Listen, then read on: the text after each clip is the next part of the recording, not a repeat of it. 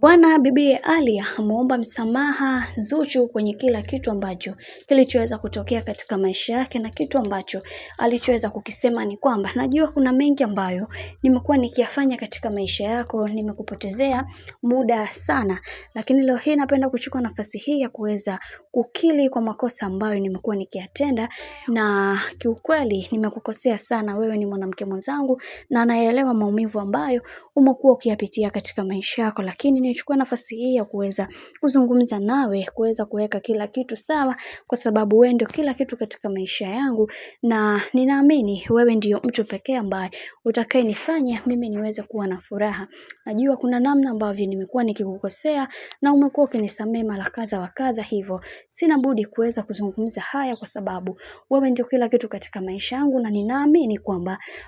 pale ambapo mimi na wewe tunapogombana kuna vitu ambavyo haviko sawa, hivyo nichukue nafasi hii ya kuweza kuomba msamaha katika kila kosa ambalo naweza kulitenda katika maisha yangu. Nimetambua thamani yako kwenye maisha yangu, japo nilikuwa nakupuuza, lakini nimeamini kwamba wewe ni msaada mkubwa sana katika maisha yangu, na ninaamini kupitia wewe nitakuwa nimejifunza vitu vingi sana katika hii dunia. Hivyo yote ya yote ninamshukuru Mwenyezi Mungu kwa hiki ambacho kinachoendelea sasa, kwa sababu kuna baadhi ya watu wengi hawakuweza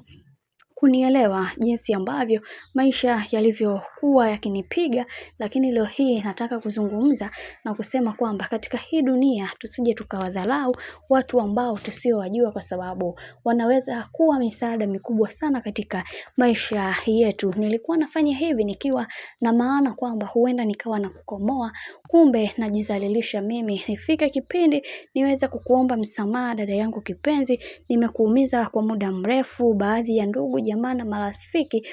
kuna wengi ambao waliweza kuniona niko sawa, kumbe nilikuwa nakukosea dada yangu. Hivyo naomba radhi kwenye kila kitu ambacho nilichoweza kukutendea katika maisha yako, na nakuomba uweze kurudi kwa mume wako, muendeleze na maisha ambayo yatakayokuwa katika misingi na mikakati iliyo bora zaidi.